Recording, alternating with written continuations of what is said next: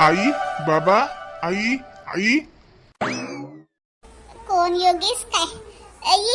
ये बाबू योगेश, ये बाबा, ये आला काय? मला जरा हात धरून उठवावं. आई आई आई उठ नको, झोपून राह तू. मी काय कोणी पाहुणा आहे काय? झोप. कसं वाटते आई तुला आता? लय लवकर आला गड्या. तुझ्या आईची तब्येत विचारायसाठी लय लवकर आला. आता चांगली होऊन राहिली तिची तब्येत. 2 दिवसापासून तिची तब्येत खराब आहे. मी बी घरी नव्हतो. तुला माहित नव्हतं वाटते? नाही बाबा, मला माहित नव्हतं एवढी खराब आहे. ते मला ड्युटीवर जरा घाई होती जायची, ते त्याच्यानं.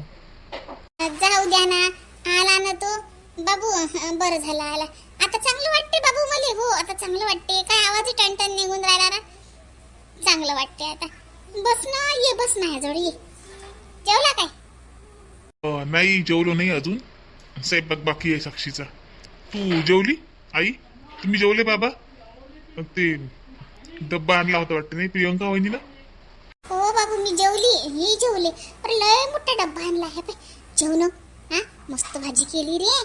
मला अलग भाजी केली, फिक्की केली मस्त. तसंच ठेवून दिले. आताच ठेवलं का? फ्रीज मध्ये ठेवलं का तुम्ही? मोठ्यावर असेल तर द्या याले वाढून. जेव बाबू जेव. ते स्वयंपाक कधी होईल काय होईल? नंतर स्वयंपाक कोण नाही करत ते लवकर.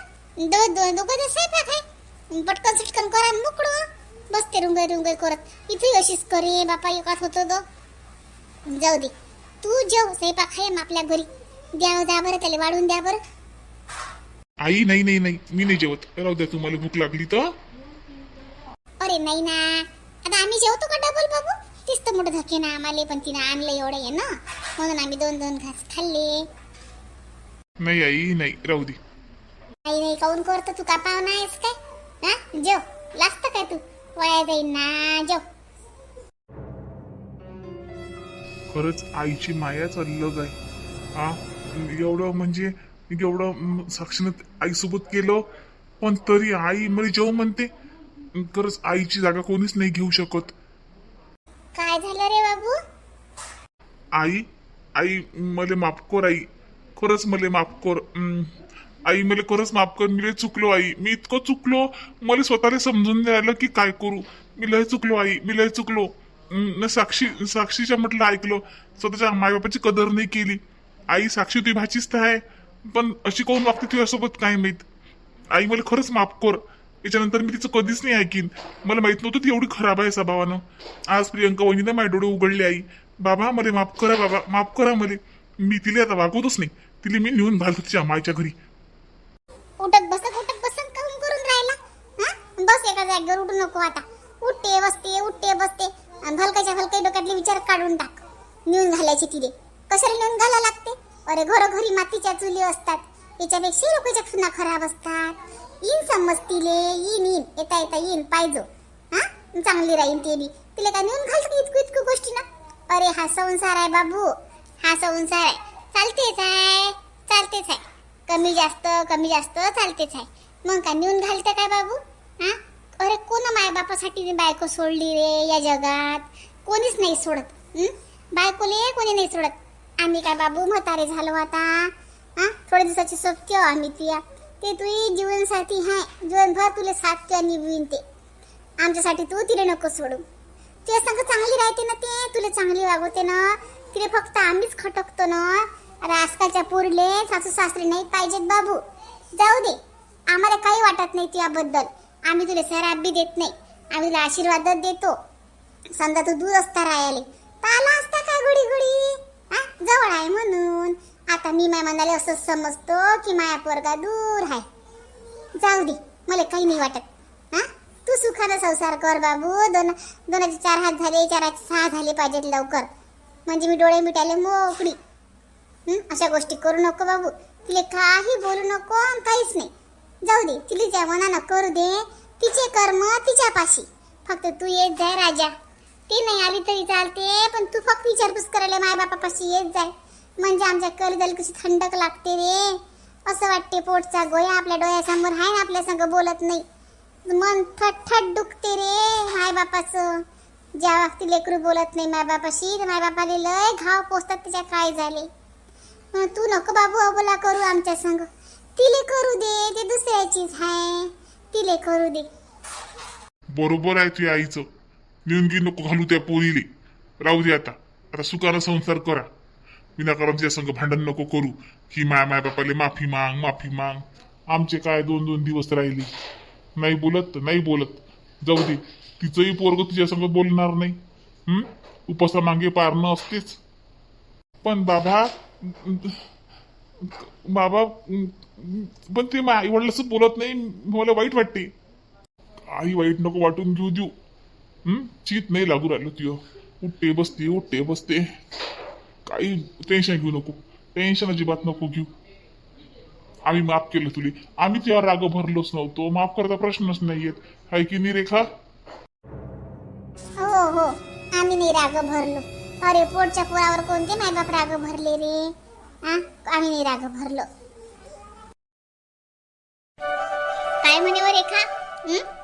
जेवण केलं का तिनं? डब्बा घेऊन गेली होती ना तू? हो, मी डब्बा दिला, पण मी थांबली नाही तिथं. काकाजी होते. काकाजीला म्हटलं की काकूला जीव घाल जा म्हटलं. थांबली नाही मी, चालली आली. कारण घरी पण कामं राहिले होते ना. जेवतो म्हणत त्या.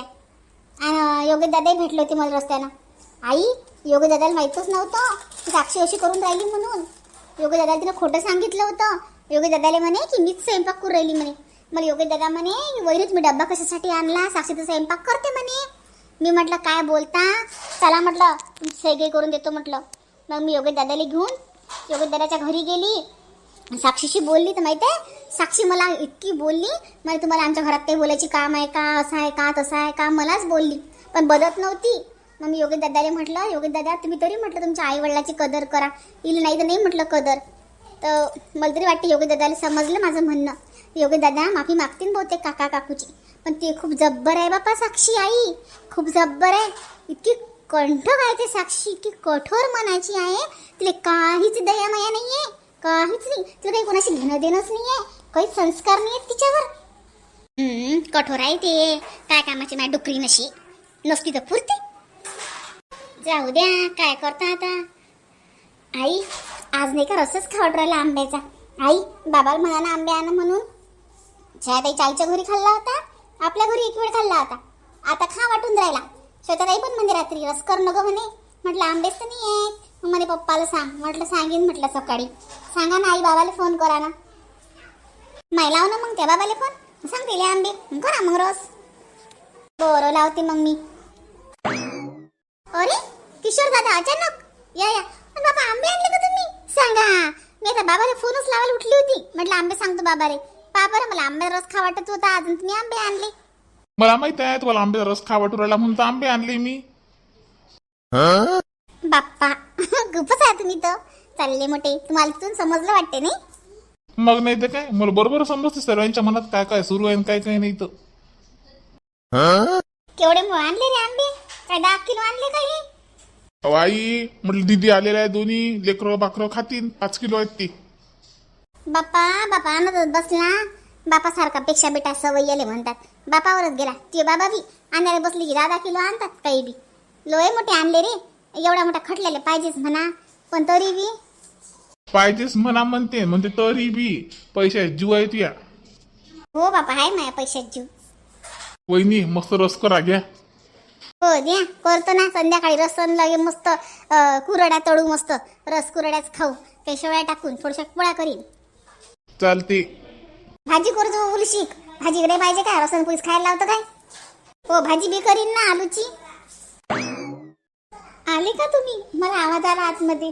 बापरे, मँगो आणले का? वाव, मला पण आज मँगो ज्यूस करा वाटत होता. तुम्हाला कसं कळलं मला मँगो ज्यूस करा काय वाटत आहे म्हणून? हो घे कर, काय करतो ती याचं. हो द्या ना, सर्वांसाठी मस्त मँगो ज्यूस करते. मॅडम, मँगो ज्यूस मग कर जा. पहिले रस करतो मी तो मँगोचा खायला. तो ज्यूस तुम्ही नंतर कर जा. ठीक आहे ना प्रियंका ताई? खूप मोठे मँगो आहेत ना ते. हां बरं ठीक आहे, तुम्ही आज रस करा. उद्या मी छान मस्त ज्यूस करेल मग, है ना? हो मग करा तुमचा ज्यूस. पहिले चांगला रस करू द्या मध्ये.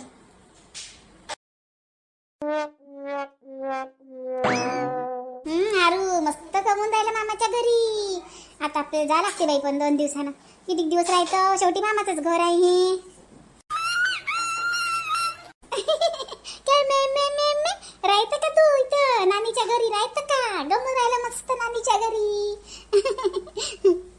त्याला म्हटलं मी सकाळी जातो म्हटलं बाई आम्ही. छायाताई, ए छायाताई, काय रे गजू, ये इकडे आम्ही ये. काय म्हणते मामा? काय रे गजानन? अगं ताई, म्हटलं आपल्या पिल्लूसाठी ड्रेस आणला मी. तू जातो ना 2 दिवसानं, तर मग आई सांगत होती म्हणून ड्रेस घेऊन आलो. आणि तुझी साडी नाही आणली, तुझी साडी बाबा आणणार आहेत. कशाले रे गजानन, कशाला आणत बसला? किती करसान, आता तर केले एवढे कपडे. आणि मला साडी गिडी नाही पाहिजे. पहिले सांगून दे तुम्ही, बाबाला नाही म्हणून दे. ते बाबा आणि तू पायत बस बॉ. हा ड्रेस पाय पहिले कसा आहे, तर आवडते का नाही आवडत, तुझ्या पोरीले होते की नाही होत. 0 साईज म्हटलं होतं मी. आणि तसे दुकानदाराला म्हटलं होतं मी की एक्सचेंज करून देसाल काय, तर हो बनतो. घालून पाय बरं, पाय बरं घालून. वा, किती सुंदर आहे रे, मस्त, एकच नंबर. मला खूपच आवडला गजानन. पाय गारू, मामाने किती सुंदर फ्रॉक आणला तुझ्यासाठी. वाव, असा फ्रॉकच नव्हता रे जवळ, लयच मस्त आहे. हे पाय, घालत नाही होती इले, एकदम मस्त होते ना. मोठी होईल घालते ते आता, होते दिले. लय मस्त आणला बा मामानं, बिना मापाचा आणला. पण हे पाय गजू, 6 महिन्याचे होईल घालते. पाय न घालून. नाही ना, काहीच गरज नाही ना, मस्त होते ना. हाच मला माहिती नव्हती म्हणून. किती मस्त होते. अरे अजून सुगी करून टाकीन, राहू दे. लय मस्त आणला, मला खरंच आवडला. खरं लय महाग दिसते हा, तो महागाचा आणला काय बाबा? ते किंमत नको विचारू, तू तुला फ्रॉक आवडला ना.